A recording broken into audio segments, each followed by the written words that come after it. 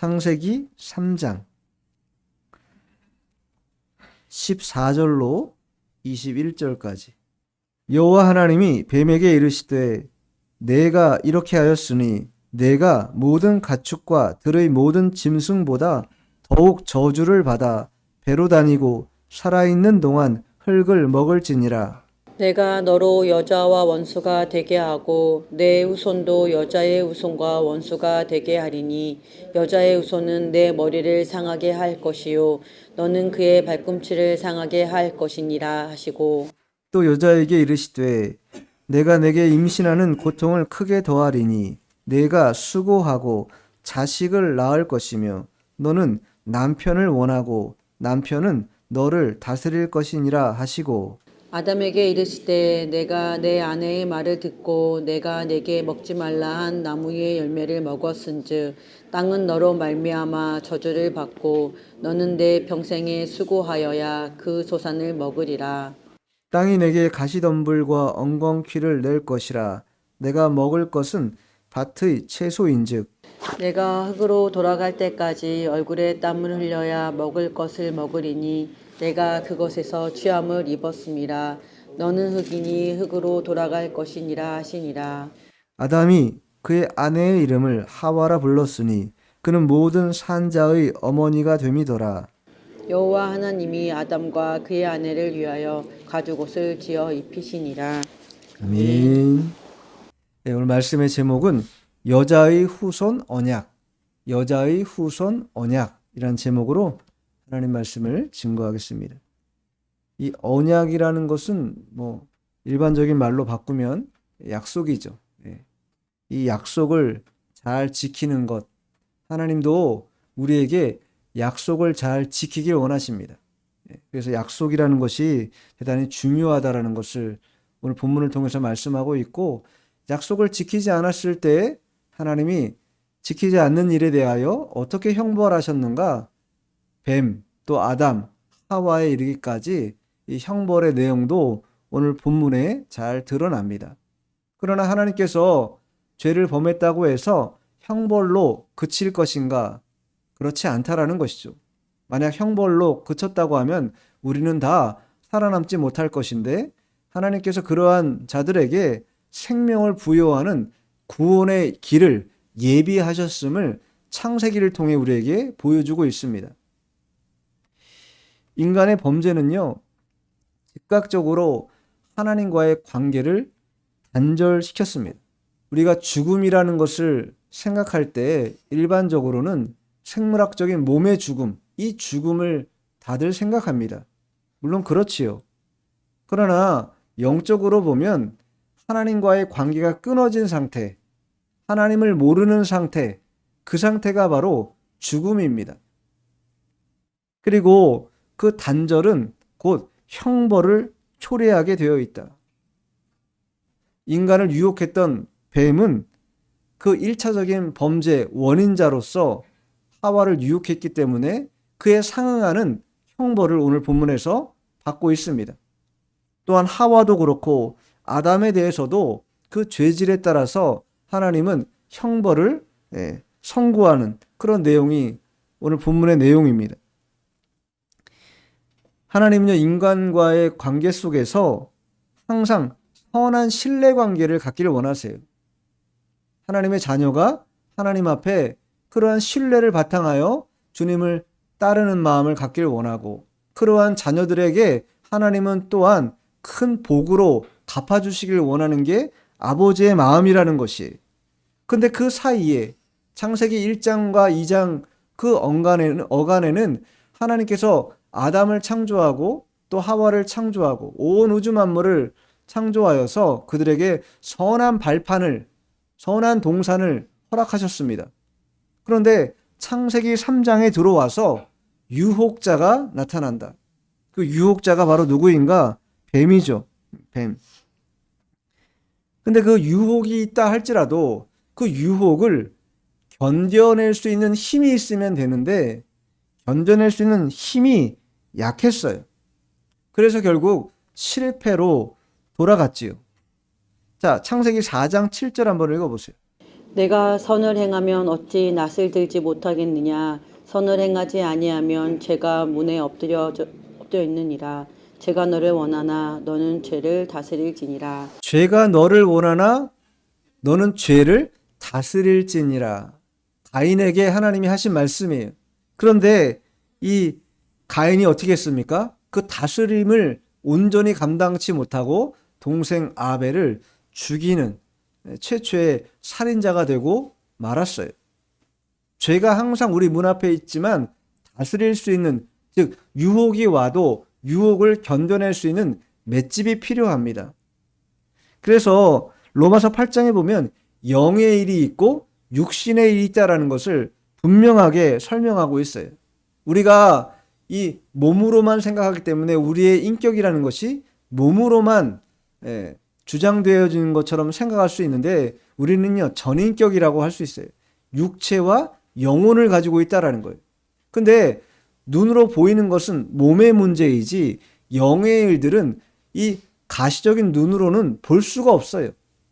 그렇기 때문에 영적으로 알아야 된다라는 거예요. 로마서 8장 5절에 보면 육신을 따르는 자는 육신의 일을, 영을 따르는 자는 영의 일을 생각한다. 육신에 더 많은 시간을 할애하는 만큼 할애하면 할 만큼 육신의 일을 더 도모하게 돼 있다라는 거예요. 근데 영의 일들을 시간을 할애하고, 영의 일이라는 게 뭐겠습니까? 예배, 이렇게 이와 같이 예배 참여하는 것이요, 성경 읽는 거, 또 기도하는 거, 또 그 밖에 신실한 성도들과 깊은 교제를 나누는 것, 또 아름다운 그런 신앙의 서적을 읽는 것, 이런 모든 일련의 일들, 그런 것이 뭐예요? 영적인 일 아니겠어요? 그런 영적인 일을 더 할애하면 할수록 우리의 생각이 뭐예요? 영적으로 더 풍성해진다라는 거예요. 그래야 뭐가 생깁니까? 유혹을 이겨낼 수 있는 맷집이라는 게 생긴다라는 거예요. 그런데 그 영적 활동을 게을리하고 육적 활동을 활발히 했을 경우에는 이 미혹자들, 유혹자들이 던지는 그 올무를 감당해내기가 어렵다라는 거예요. 그렇기 때문에 그러한 유혹을 피하기 위해서라도 우리는 하나님 앞에 더 온전하고 신실한 삶을 살아가는 그런 믿음을 가져야 하는 것입니다. 이 죄라는 게요, 그만큼 무섭다라는 거예요. 죄가 들어오면요, 죄는요 반드시 형벌이 있습니다. 우리가 예수 믿기 때문에 하나님 앞에 회개하면 물론 용서받아요. 그런데 그 죄의 자국은 남아있기 때문에 그에 상응하는 형벌을 받게 된다라는 거예요. 다윗이 밧세바를 범하여서 첫 번째 아이를 갖습니다. 그러나 하나님이요 그 징벌하셔요. 10달 동안 다 뱃속에 있게 하고 출생한 지 얼마 되지 않아서 뭐예요? 죽게 한다는, 일주일이 못 가서 그 갓난 아이를 죽게 합니다. 엄마 아빠 입장에서는요, 태어난 지 일주일도 안 된 아이가 죽는다는 건요, 그만큼 비통한 일이 없을 것이, 비참한 일이겠죠. 그러나 그것이 죄의 씨앗이라는 것을 하나님이 극명하게 보여주고 있다라는 거예요. 그러니까 죄가 그만큼 무섭다. 형벌이 반드시 있다. 그래서 그러한 형벌을 생각하면 하나님을 두려워하는 마음으로 우리가 봐야 될 그러한 일정의 지분이 또한 있어요. 그것도 맞습니다. 너무 하나님을 편안하게 생각하고 두려운 마음, 그러한 경외심이 없이 하나님을 바라보는 것도 온전치 못합니다. 그렇기 때문에 하나님께서 형벌이라는 것, 죄의 형벌이라는 것을 두어서 하나님을 두려워하게 만들고 경외하게 만드는 마음도 일정의 지분을 주시는 것이에요. 그러니까 나쁜 게 아닙니다, 결코. 그 두려움 때문에 뭐예요? 죄를 억제할 수 있는 힘을 공급받기 때문에. 그러나 그것만 있다면요, 우리는요, 그 긴장감 속에 폭발하고 말 거예요. 너무 그것을 안 해야 된다라는 그 긴장감이 우리를 너무 압박하기 때문에 그 프레셔를 이기지 못하고 폭발해버리고 말 것이길 뻔히 알고 계시기 때문에 하나님이 뭘 주시는가? 그 공의라는 것과 더불어서 사랑이라는 것을 얹어주신다라는 거예요. 사랑으로 덮어버리신다라는 거예요. 이렇게 우리를. 두려움으로 경직되게 생활하지 말고 하나님의 풍성하신 사랑 안에서 거하며 살아갈 수 있도록 그렇게 우리에게 소망을 주신다는 거예요. 위로를 주신다는 거예요. 오늘 성경 본문도 보면 그냥 읽어보면 하나님이 뱀, 하와, 아담에게 저주하고 형벌을 내리는 그러한 장면처럼 보이지만 그것도 일부분은 맞습니다. 그러나 그 이면 속에 뭐가 있어요? 더 큰 하나님의 사랑이 있음을, 그렇게 어쩔 수 없이 지독한 형벌 가운데 멸망할 자들에 대하여 하나님이 소망이라는 것을 던져주시고 예수 그리스도라고 하는 메시아를 통하여서 생명의 삶으로의 부활이 있음을 새삼스럽게 다시 알려주고 있는 내용이 오늘 성경의 내용입니다. 자, 그러면 14절 한번 읽어보죠. 14절 시작. 여호와 하나님이 뱀에게 이르시되 내가 이렇게 하였으니 내가 모든 가축과 들의 모든 짐승보다 더욱 저주를 받아 배로 다니고 살아있는 동안 흙을 먹을지니라. 뱀에게 지금 하나님이 형벌을 내리고 있는 그런 장면인데, 내가 이렇게 하였으니, 뱀이 이렇게 했다라는 걸 뭘 한 겁니까? 하와를 유혹해서 또 그 하와를 통하여 아담이 선악을 알게 하는 나무의 실과를 먹음으로 인하여 죄가 유입되도록 만든 원인을 제공한 자, 그렇게 한 자, 바로 그가 누구라는 거예요? 뱀 너라는 거예요. 사탄 너라는 겁니다. 그래서 그에게 내려질 형벌이 뭡니까? 모든 짐승보다 더욱 저주를 받는다. 더욱 저주를 받는다. 그런 거 보니까 저주라는 것도 약간의 등급이 있는 것 같아요. 자세히는 모르겠지만. 그러나 사탄만큼은 가장 최고의, 베스트 중에 베스트의 징벌, 형벌, 그 저주를 받게 될 것임을 하나님께서 뱀에게 지금 명하고 있는 거예요. 죄를 유입시킨 그 원인자가 받을 징계의 그 규모가 상당히 크다라는 것을 우리에게 알게 합니다. 왜 그렇습니까? 그가 한 행위가 가장 악한 행위인데 뭐냐면 하나님과 아담 하와의 관계를 뭐 한 거예요? 이간질해서 깨뜨려 버렸기 때문이라는 거예요. 부부가요, 행복하고 좋으면 얼마나 좋아요. 그죠? 그런데 작은 어떤 불미스러운 어떤 그런 오해 소지가 있어가지고 서로 부딪혀가지고, 이간 오해 소지가 있어서 깨지고 나면요, 얼마나 마음이 불편하겠어요. 부부 관계도 그렇고 친구 관계도 그렇고 우리 주변의 모든 관계가 그렇지 않습니까? 관계가 단절되는 것만큼 어려운 게 없다라는 거예요. 사회생활하는 모든 사람들의 가장 큰 비중을 차지하는 어려운 가운데 한 가지가, 물론 업무 강도가 강한 그런 부분도 없지 않아 있겠으나 사실은요, 업무 강도는요 강해도 사실 상관없어요. 관계가 흐트러지고 관계가 깨지는 게 가장 힘든 문제라는 거예요. 그 부분 때문에 스트레스를 받고 직장을 그만두고 이직하고 싶은 마음을 굴뚝같이 먹게 하는 게 뭐다? 관계에서부터 어려움을 겪는 그 문제를 해소하지 못하기 때문이라는 거예요. 업무 강도는 둘째 문제라는 거예요. 근데 이 일을 누가 원인자로 제공했는가? 사탄이 지금 아담과 하나님과의 관계를 깨뜨리는 일을 했다라는 거예요.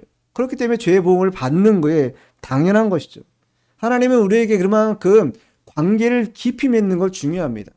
하나님과 우리의 관계가 깊으면 깊을수록 더 충만하고 좋은 것처럼 성도들 간에도요, 좋은 릴레이션십이 있는 게 필요합니다. 사적 감정을 나누라는 게 아닙니다. 주 안에서, 사랑하는 그리스도 안에서 깊은 교제를, 영적 교제를 나누는 게 대단히 중요하다라는 거예요. 그래서 초대교회 보면요, 여러 가지 하나님의 복이 있는데 그 가운데 한 가지가 뭐예요? 성도의 떡을 떼며 교제하였더라, 이렇게 나오잖아요. 사도행전 2장에. 그런 것처럼 떡을 떼며 교제하는 것, 이것도 대단히 중요한 문제라는 거예요. 쉽게 관가해서는 안 되는 거예요. 함께 점심 먹고 함께 식사를 나누면서 담소하고 주 안에서 함께 깊이 교제하는 거, 이것도 대단히 중요한 문제라는 거예요. 왜? 관계를 뭐 하는 거예요? 돈독하게 만드는 것이기 때문에. 사탄은요, 이 관계를 통해서 사람을 멀어지게 한다라는 거예요. 이간질시키고 오해를 던져 넣어가지고 아무것도 아닌데 걔는 오해를 통해서 뭐예요? 사람이 멀어지게 만드는 게 이 마귀가 하는 일이라는 거예요. 그래서 하나님은 그에게 더욱 저주를 받을 것이다, 이렇게 명령했어요. 여기 저주하다라는 건 히브리어로 아라르라고 하는데, 포기하다, 알았지? 포기하다. 야, 넌 포기야. 뭘 포기한다라는 거예요? 하나님이 은총 베풀기를 뭐예요? 그에게 너 포기했다라는 거예요. 은총을 베풀 수가 없어, 너는. 그게 뭐예요? 그게 저주라는 거예요. 저주. 은혜를 베풀 수가 없어. 그게 저주라는 것이. 반대로 이 저주의 반대말이 뭐겠습니까? 축복이라고 얘기할 수도 있죠. 근데 영적으로 좀 더 해석해 보면요, 하나님과의 대면, 하나님과의 직접적인 대면, 그게 뭐예요? 우리에게 큰 축복이라는 거예요. 그걸 우리가 바라크, 히브리어 바라크라고 하는데 직접 대면하는 것. 우리가 그리스도인으로서 가장 기쁜 게 뭐예요? 가장 성령 충만하고 은혜가 깊을 때가 언제입니까? 하나님과의 내밀한 교통이 있을 때. 그때는요, 그 뜨거운 마음을 주체할 수 없을 만큼 그게 뭐 감정적인 것만 아니라 전인격적인 그런 기쁨이 있어요. 그러한 것이 우리가 누려야 될 그러한 복인데 이것을 죄가 들어오거나 또 유혹자들이 던지는 올무에 걸리게 되면 할 수가 없게 된다라는 거예요. 멀어지게 된다라는 거예요. 죄가 들어옴으로 말미암아서. 그러니까 죄가 들어오면요. 그래서 어떻게 됩니까? 자, 3장 8절 한번 읽어보세요. 3장 8절. 그들이 그날 바람이 불 때 동산에 거니시는 여호와 하나님의 소리를 듣고 아담과 그의 아내가 여호와 하나님의 낯을 피하여 동산나무 사이에 숨은지라. 반가운 사람 만나면 얼마나 기뻐요. 길에서 만나면 기쁘잖아요. 그런데 아담과 하와는 그 이전까지는 하나님을 만나는 게 기쁨이었고 함께하는 게 너무나 즐거웠는데 어느 순간부터, 즉 죄가 들어온 순간부터는 하나님을 만나는 게 뭐예요? 두려운 거예요. 피하고 싶은 거예요. 8절에 뭐라고? 낯을 피하여 동산 나무 사이에 숨었다. 이게 죄인들의 모습이라는 거예요. 하나님을 떠난 죄인들의 모습. 죄가 있으면요, 뭐가 사라지냐면 담대함이 사라져요. 떳떳하지가 않기 때문에. 그러면 소극적이 되고 숨게 되고 미적미적하게 되는 것이에요. 신앙도 마찬가지라는 것입니다. 자, 본문 15절 읽어보죠. 내가 너로 여자와 원수가 되게 하고 내 후손도 여자의 후손과 원수가 되게 하리니 여자의 후손은 내 머리를 상하게 할 것이요 너는 그의 발꿈치를 상하게 할 것이니라 하시고. 이 15절은요, 원시복음 혹은 원복음이라고도 해요. 네. 그래서 제가 읽으면서 알려드릴게요. 여기서 내가라고, 처음에 내가라고 하죠. 내가라는 건 성부 하나님을 뜻하는 거예요. 성부 하나님이 너로, 여기 너는 누굽니까? 뱀이죠, 뱀. 네. 뱀으로 여자와 원수가 되게 하고, 여자와 원수 되게 하고, 내 후손도, 즉 사탄의 후손이죠. 악의 영들도 여자의 후손 누굽니까? 그리스도죠. 예수님이시죠. 예수님과 원수가 되게 하겠다. 여자의 후손은, 예수님은 내 머리, 사탄의 머리를 상하게 할 것이지만 너는 그의, 즉 예수님의 발꿈치를 상하게 할 것이다. 이렇게 말씀하셨어요. 이게 바로 뭐예요? 복음이라는 거예요. 예수님께서 사탄을 짓밟아서 완전히 뭉개버리지 않으셨습니까? 모든 자들은요, 아담이 범한 죄로 말미암아 다 사망 가운데 영벌에 처할 수밖에 없는 그런 존재였어요. 근데 예수님이 사망 권세를 뭐예요? 깨부셨어요. 그리고 3일 만에 부활하셨기 때문에 이 사탄의 권세가 주님의 권세를 이길 수가 없다라는 것이에요. 그러니 머리를 상하게 했다는 것 자체가 뭐예요?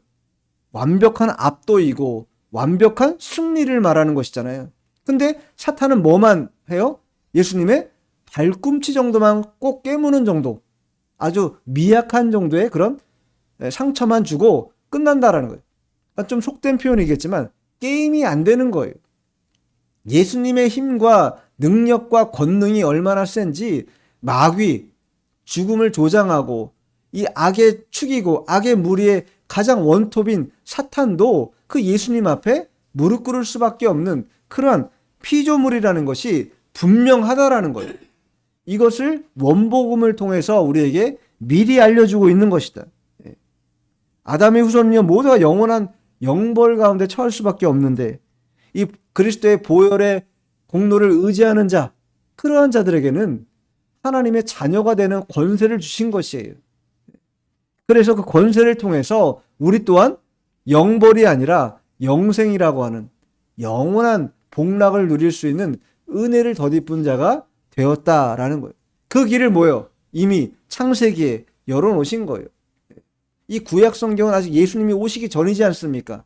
그런데도 불구하고 구약 성경 또한 오실 메시아를 전하는 그런 책이기 때문에 창세기 3장 15절에서 이 원시복음을 통해서 예수님이 오셔서 메시아로서 우리 인간의 모든 죄를 담당하시기 위해 이 땅에 오실 것을 미리 보여주고 있다. 그리고 그들에게는 궁극의 승리가 있음을 분명하게 알려주고 있는 내용이 이 창세기 3장 15절이에요.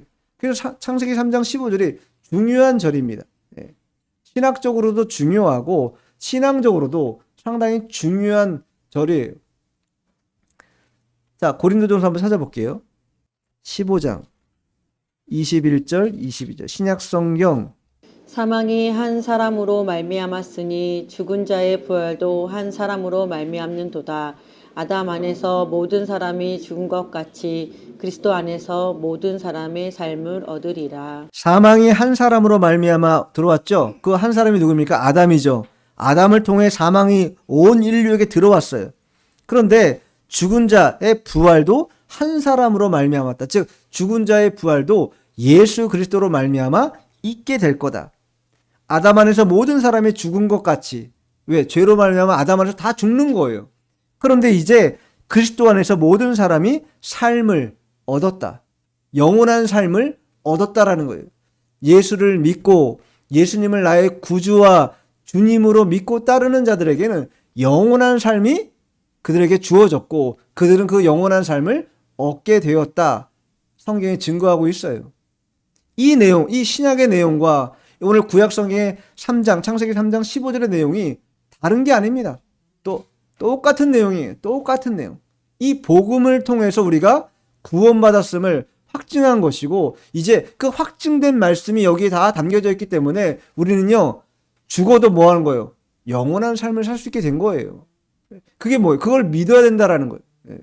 이 뱀에게 내려진 하나님의 심판은요 모든 것들 중에 가장 큰 저주였는데 그러면 우리가 생각할 때 뱀이 저주를 가장 많이 받았어요. 그러면 그 뱀의 유혹을 받아들인 하와나 아담도 뭐예요?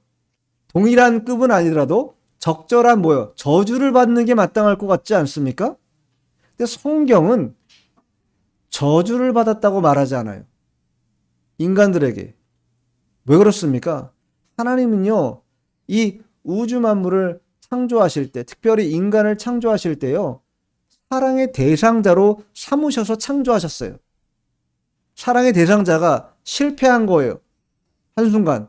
그렇다고 해서 그 실패했다고 해서 그를 폐기 처분하고 용도 폐기하는 그러한 무지몽매하고 포악한 하나님이 아니라는 거예요. 그러한 하나님께서 이 불쌍히 여기셔서 그들에게 뭐 한 거예요? 은혜를 베풀기 위해서 길을 열어주셨기 때문에 뱀이 저주를 받은 것과 달리 아담과 하와는 저주는 받지 않았다. 그러면 저주는 받지 않았다고 해서 그러면 형벌은 없는 것인가? 그렇진 않다. 그에 상응하는 형벌은 있었다라는 건데 자 16절 한번 읽어보세요. 16절. 또 여자에게 이르시되 내가 네게 임신하는 고통을 크게 더하리니 내가 수고하고 자식을 낳을 것이며 너는 남편을 원하고 남편은 너를 다스릴 것이니라 하시고. 뱀의 유혹을 누가 받았냐면요 하와가 먼저 받았어요. 그죠? 그렇기 때문에 뱀에게 모든 저주받을 자들보다 더 큰 저주를 내리신 형벌을 내리신 하나님께서 이제 여자인 하와에게 말씀하고 있는 거예요. 근데 저주를 내리지 않고 임신하는 고통을 크게 하겠다. 이게 하나님이 그 하와에게 허락한 형벌이에요. 고통이라는 것은 육체적인 것뿐만 아니라 심리적인 것을 다 포함하고 있는 것인데 전 남자니까 뭐 그런 경험을 못 해봐서 잘 모르겠지만 우리 아내에게 들어보면 이 아이 낳는 것만큼 큰 고통이 없다고 해요. 여성분들은 다 경험하신 분들은 알 거라고 생각이 드는데 우리 집사람 말로는 죽었다 하면 그때 아기가 나온다 하더라고요. 죽었다 그러니까 자기가 죽었구나 하니까 아기가 나왔다 이렇게 얘기를 하더라고요. 그러니까 그게 얼마나 큰 고통일까 잘 모르겠지만 그만큼 가장 큰 고통은 고통이겠구나 생각이 드는 것이에요. 그럼 왜 하나님은 여자에게 그러한 임신과 출산이라고 하는 고통을 주셨을까? 그때마다 뭘 하라는 거예요? 죄의 결과로 이런 일이 벌어지고 있다는 것을 뭐 하라는 거예요? 각성하라는 거예요. 깨달으라는 거예요. 네. 죄가 그만큼 무서운 것이다. 그 무서운 결과를 초래하고 있다는 것을 알라라는 거예요. 그게 첫 번째 의도고 두 번째는 뭐예요? 영적 교훈인데 성도가 뭐예요? 해산하는 그런 고통을 통해서 고통도 있지만 아이의 생명이 나타나는 순간 뭐예요? 고통은 사라져요. 사라져. 죽을 것 같은 고통이었는데 아이를 보는 순간 뭐예요? 완전히 사라져 버린다라는 거예요. 언제 그 고통이 있었는지 모를 만큼 기쁨이 넘쳐요. 충만함이 넘쳐요. 그게 이 뱀에게 내린 하나님의 저주와 달리 하나님의 사랑의 대상자인 인간에게 하나님이 최선을 다해서 사랑의 표현을 가지고 사랑과 공의를 적절하게 믹스해 가지고 주신 형벌의 모양이라는 거예요. 그러니 얼마나 하나님이 감사해요. 얼마나 충만하신 은혜가 많으신 하나님이세요. 자비가 얼마나 우리 같으면은 단칼에 그냥 목을 베어버리겠다 이렇게 얘기할 법한데 그렇게 하지 않으시고 그래도 나의 사랑의 대상자라고 믿어주시고 그를 용납해 주시는 그 하나님의 사랑이 우리에게 있다라는 거예요. 그렇지만 그 반면에 또한 남편이 너를 다스릴 것이다. 다스린다는 건 의뢰한다는 뜻이에요. 다스린다라는 것은 뭐 주장한다. 남자가 여자를 지배하고 권리를 막 주장한다 그런 의미가 아니라 여성 자체가 남성을 의지하려는 남편을 의지하려는 경향성이 높아지게 될 거다. 이 얘기를 지금 하고 있는 거예요. 자, 그렇다면 이제 아담에게는 어떠한 형벌이 내려졌는가? 자, 17절, 18절 읽어보세요. 17, 18 시작. 아담에게 이르시되 내가 내 아내의 말을 듣고 내가 내게 먹지 말라 한 나무의 열매를 먹었은즉 땅은 너로 말미암아 저주를 받고 너는 내 평생에 수고하여야 그 소산을 먹으리라. 땅이 내게 가시덤불과 엉겅퀴를 낼 것이라. 내가 먹을 것은 밭의 채소인즉. 아담에게는요, 하나님이 아담에게 언약을 하신 것이죠. 동산에 있는 모든 실과는 다 먹어도 좋지만 동산 중앙에 있는 선악을 알게 하는 나무의 실과만큼은 먹어서는 안 된다. 이것을 아담과 맺은 거예요. 근데 지금 아담이 그 하나님의 명령을 뭐 한 거예요? 어긴 거잖아요. 누구 말 듣고? 아내의 말을 듣고. 아내의 말을. 뱀이 아내에게 전했고 하와에게 전했고 하와는 아담에게 전한 거잖아요. 아담은요 근본적으로 하나님의 말씀을 쫓아가야 될 자였는데 하나님의 말씀을 쫓아가지 않고 아내의 말을 쫓아간 거예요. 그리고 그 아내의 말이 뭐예요? 덫이 되어서 올무회가 돼가지고 죄를 범하는 길을 열어버린 것이죠. 그것에 대한 형벌에 대해서 말씀하고 있는 거예요. 뭐라고 말씀하세요? 근데 아담에게도 저주했어요. 아담을요 하나님이? 저주하지 않았어요. 뭘 저주했습니까? 땅을 저주했어요. 그 전까지는요 엉겅퀴며 또 그러한 저주받은 가시덤불 같은 그러한 소식이 나지 않았다라는 거예요. 풍성하고 아름답고 열매 있는 것들이 많았는데 땅을 저주해버리니까 땅이 뭐예요? 그것을 못 내는 거 이제 능력이 사라져가지고. 그러니 그 능력이 사라진 땅을 일구어서 뭔가 열매를 창출하려면 힘이 배가 되겠어요? 안 되겠어요? 배가 되고도 남지요. 그전 같으면은 가만히 있어도 쑥쑥쑥 자라는 그런 식물들이 많고 열매가 많았는데 이제는 땅이 저주를 받았기 때문에 자기가 애써 노력해서 개간하고 땅을 일구고 하지 않으면은 좋은 식물을 얻기가 어려운 그런 상황이 되고 말았다라는 거예요. 그래서 누구 말을 듣느냐가 중요합니다. 엉뚱한 말 쫓아가면은 큰일 나는 거예요. 우리에게 유익이 되고 좋은 말을 따라가야지 엉뚱한 말 쫓아갔다가는 큰 낭패되기 십상이다. 그러니까 평생에 수고해야 뭐 한다라는 거예요. 평생에 수고해야 소산을 먹는다. 우리 남성분들, 남편분들 어떻습니까? 가만히 있으면 그냥 저절로 그냥 가정이 축축축 잘 되는 경우 없잖아요. 가장의 책임감을 가지고 열심히 밖에 나가서 일하고 모진 모욕감을 맛보기도 하고 또 거친 말을 언사를 듣기도 하고 그럼에도 불구하고 뭐 어떻게 합니까? 가정을 잘 돌봐야 되겠다는 그런 책임감이 그에게 지어져 있기 때문에 오늘도 참고 인내하면서 직장 생활을 영위하는 거 아니겠어요? 그런 수고를 하지 않고서는 이 땅의 소산을 얻기가 어렵도록 그렇게 하나님이 만드셨다는 거예요. 이 모든 것들이 죄의 결과라는 거예요. 그 이전에 죄가 들어오기 전에는요, 노동이 뭐예요? 기쁨이었어요. 행복이었어요. 힘들다고 느껴지지 않았어요. 그런데 이제 죄가 들어오고 나서부터는 노동이 뭐예요? 힘들어요. 우리가 월요병이라고 하잖아요. 네. 우리 막내도 가끔 월요일 일어나서 아빠 학교 가기 싫다고 얘기할 때 있어요. 이제 그만큼 인간이 죄인들이기 때문에 힘든 거예요. 그런 삶 자체가. 땅이 저주를 받았기 때문에 작물을 낼 수 없는 그런 상황이 됐고, 그러한 모든 책임이 뭐예요? 잘못 다스린 리더 아담에게 다 전가된 거예요. 투영된 것입니다. 그래서 리더들은요, 특히 잘못하면 안 됩니다. 잘못하지 않도록 항상 조심해야 돼. 삼가 조심하고, 그 리더를 통해서 나타나는 여러 가지 부작용이 많기 때문에 항상 조심할 필요가 있다는 거예요. 자, 19절 한번 읽어보죠. 시작. 내가 흙으로 돌아갈 때까지 얼굴에 땀을 흘려야 먹을 것을 먹으리니 내가 그것에서 취함을 입었습니다. 너는 흙이니 흙으로 돌아갈 것이니라 하시니라. 네. 첫 번째가 남자에 대한 심판, 즉 그 형벌 첫 번째가 종신토록 수고해야 뭐요? 먹을 것을 얻을 수 있는, 땀을 흘려야 먹을 것을 얻는 그러한 생태계가 조성됐다면, 두 번째는 뭐냐면 흙으로 뭐요? 돌아간다라는 거예요. 돌아간다. 죄 대표자인 이 아담 이후로 모든 인류는요, 흙으로 돌아가게 되어 있습니다. 즉 죽음이라는 것을 맞이하게 된다라는 거예요. 그래서 히브리서 9장 27절에 뭐라고 써 있습니까? 한 번 죽는 것은 사람에게 정하신 것이요 이후에는 심판이 있을 것이다 말씀하지 않습니까? 그러니까 흙으로 돌아가는 건 정해졌어요.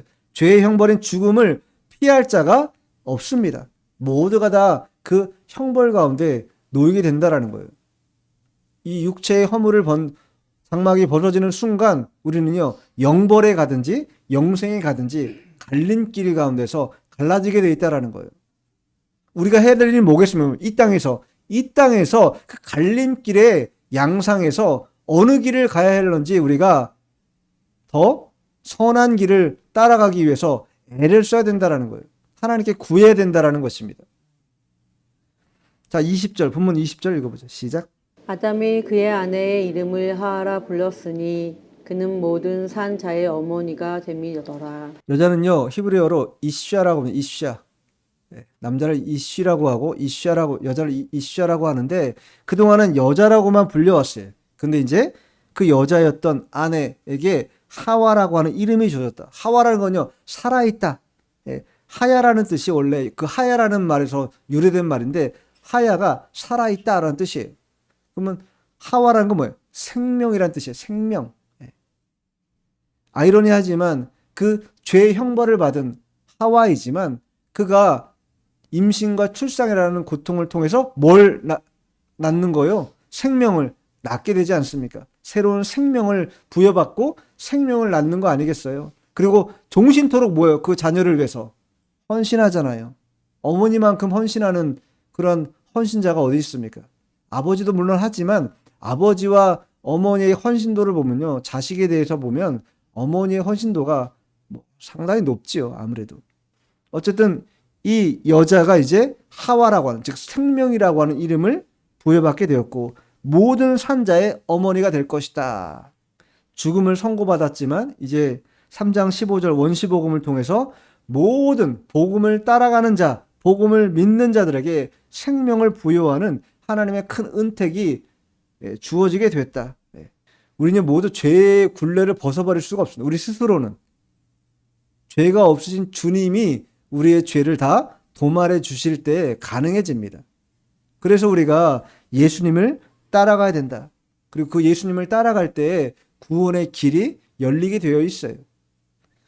자, 마지막 21절 읽어보겠습니다. 여호와 하나님이 아담과 그의 아내를 위하여 가죽옷을 지어 입히시니라. 가죽옷을 지어 입히셨다. 죄짓고 숨어있는 자들을 불러내가지고 이 녀석들아 왜 죄짓고 숨어있냐. 근데 딱 보니까 얼기설기 그냥 식물로 대충 가린 거 이제 서로 부끄러워하면서, 그러니까 하나님께서 가죽옷을 지어 입히셨다. 가죽옷을 그들에게 입혀주셨다. 국률이 풍성하신 하나님의 은혜를 우리에게 표현하는 것인데, 가죽옷이라는 게 뭘 의미하겠어요? 가죽을 취하려면 어떻게 해야 돼요? 동물을 죽여야 돼요.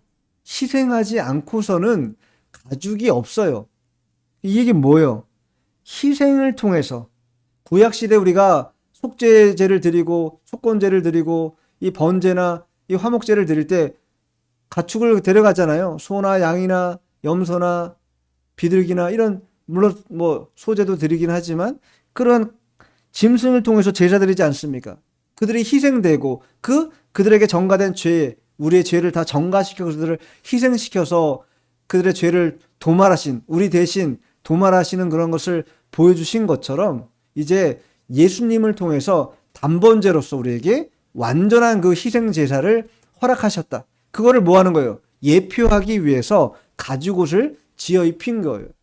희생이라는 것을 통해서 너희들에게 가죽옷을 통해서 부끄러움을 감추고 또 보존할 수 있는 그런 은혜와 긍휼을 베풀어 주신 것처럼 예수님이 이 땅에 오셔가지고 완악한 죄인들에 대하여 하나님의 선하신 사랑을 그 예수님이 증거하고 나타낼 수 있도록 십자가의 길을 열어놓으셨고, 그 주님을 믿는 자들에게는 모두가 다 생명이 살려지는 그런 살림받는 역사가 나타나게 될 것을 미리 우리에게 보여주고 있는 것입니다.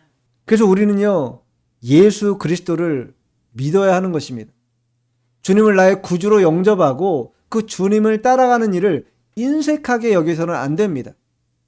그게 복음입니다. 그것을 계속해서 전해야 할 것이고 그것을 나타내야 된다라는 거예요. 왜냐하면 우리는요, 언젠가 이 땅에서 뭐예요? 다 사라져 버려요. 죽음이라는 걸 맞이하게 돼요.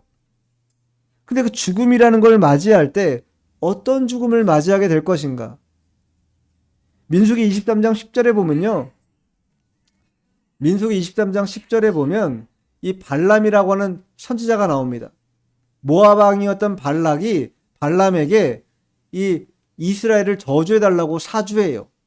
그런데 막상 발람이 저주하려고 가봤더니 저주의 말이 나오지 않고 그가 뭐라고 말하냐면 23장 10절에 보면 의인의 죽음, 나의 종말이 그와 같기를 원한다. 이스라엘은요, 의인의 죽음이라는 거예요. 그리고 자기 자신도 그러한 죽음, 그들과 같기를 원한다. 이렇게 말하고 있어요. 의인의 죽음이 얼마나 복되겠습니까? 또한 잠언 14장 32절에도 의인은 그의 죽음에도 소망이 있다. 의인은요, 죽음에도 소망이 있다라는 거예요. 죽으면 다 끝날 것 같지만 그 의인은요, 그 죽음을 통해서도 사람들에게, 살아있는 사람들에게 소망을 주면서 죽는 자라는 것이에요. 누가 그렇습니까? 그리스도를 믿는 자들이 그러하다라는 거예요. 우리가 그러한 죽음을 맞이할 것이기 때문에 두려움이 아니라 기쁨과 감사로서 이 땅을 살아가면서 그러한 주님의 부르심을 바라보면서 부르심 받았다 할지라도 의인으로서 의인의 죽음이 소망이 있음을 알고 그러한 믿음으로 나아가야 될 것입니다. 그게 뭐예요? 약속이에요. 약속. 하나님이 우리와 맺으신 약속.